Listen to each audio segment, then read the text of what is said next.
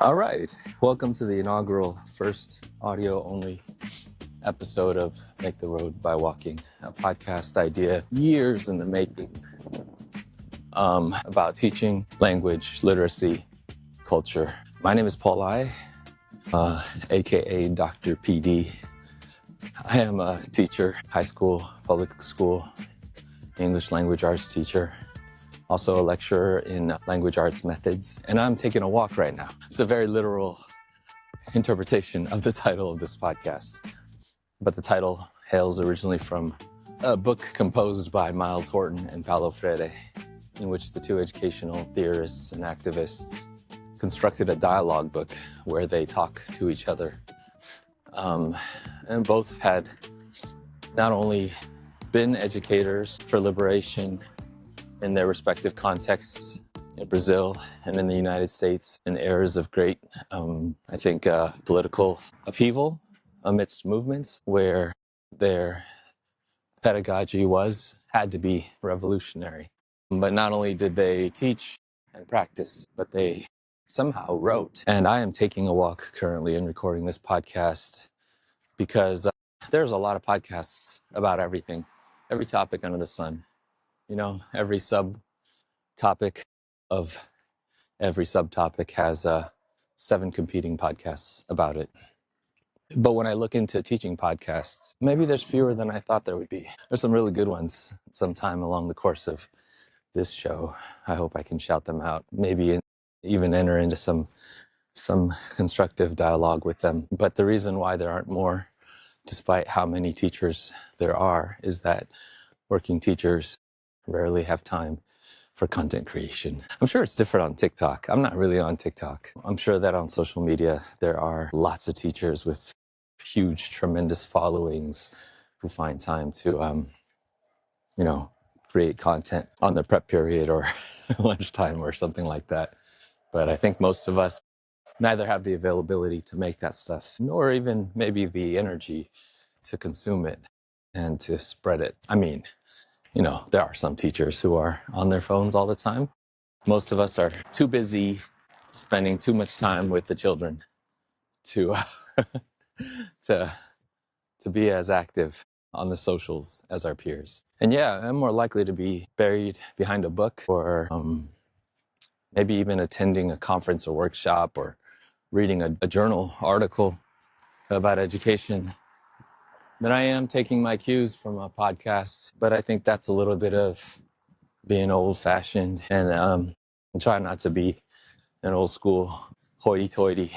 So here I am. More than that, I think I take my cues from the popular education work of people like Freire and Miles Horton, and to value people's voices and to go where the people are, go where they're at. So yeah, I consume a ton of podcasts and watch YouTube videos just like the next person. It's not often about teaching. I think about my teaching night and day. Can't turn it off, nonstop lesson planning and thinking about my students and showing up for events or grading papers or whatever. That when I'm listening to something, usually I want to turn my mind off of teaching. Frivolous sports fun or necessary, urgent news, politics, or getting wrapped up in a really good story that expands my empathy and pulls me out of the familiar grooves in my brain that sometimes teaching deepens in us so that we can see kids in a different way than the ways that we're conditioned by the institution. So yeah, I don't listen to a lot of podcasts about teaching. Why would I want to make one? Maybe for the reasons I just said, because I think that reflection, dialogue, critique, remembering why we do what we do, pushing into our everyday work with questions of, what are we here for? What is all this about? How are we achieving equity? Or how are we replicating the gears of the machine that, crush young people's dreams of freedom? It's those kind of questions, yeah? They keep me critical and dynamic and continuously trying to improve as an educator. And I dare to hope that I can pursue them here. So this podcast is meant to be a conversation, sometimes with myself and my own practices, sometimes with books and articles. I'm going to start with the, namesake of the podcast and reread Fede Horton's dialogue book, Make the Road by Walking, but quickly expand out to other texts and articles and sources. And then I do hope eventually to include and engage others. Maybe like those neighbors I just walked by. I do live close to a lot of educators. I don't know if those folks are, but also other teachers and thinkers about youth and schools and learning and society. So that's the goal. And really the goal today, since this is probably the, 12th or 13th, I've tried to launch this podcast or channel or project or whatever you want to call it. The goal today is just to do it. I'm doing it while I take a walk. Like I said, working teacher, no time. So I'm taking a walk back from the grocery store, back home. But about a year ago, I started taking walks for my physical health, trying to stave off that diabetes too. Also for my mental health, and also just to look up, and see the trees and my neighbors. One of my neighbors who takes a jog every morning, despite being probably close to the age of my father, just role model for me, rain or shine. He's out here taking a jog. Come to learn later on, his name is, I don't know if I'll share his name right here, but his daughter is actually a colleague, as it turns out.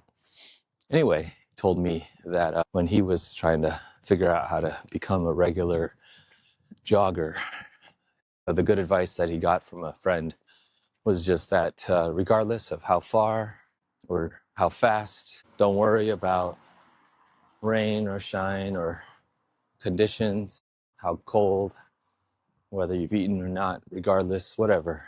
The one thing you got to do, put on the shoes and go out the door. If you make that your habit every morning, then the rest will sort itself out. Some of the best wisdom I've ever gotten. And I started applying it. And now I walk a lot. It's where I sort out my thoughts. And sometimes it's even where I record messages like this to friends and family, even colleagues and students. And I think it's something that I got to do now is start this project. Low production values, literally talking to myself to this microphone on my lapel or my shirt. And where it goes in the future, if you should happen to be on this journey with me at some point and check in with this first episode where it launched, know that it is low production values, nothing but a seed, and that we will make the road by walking it. The work is too important not to do with intention. I love being a teacher, and I've taught for 22 years now, and I hope for at least 22 more and getting better every day. So thanks for walking with me.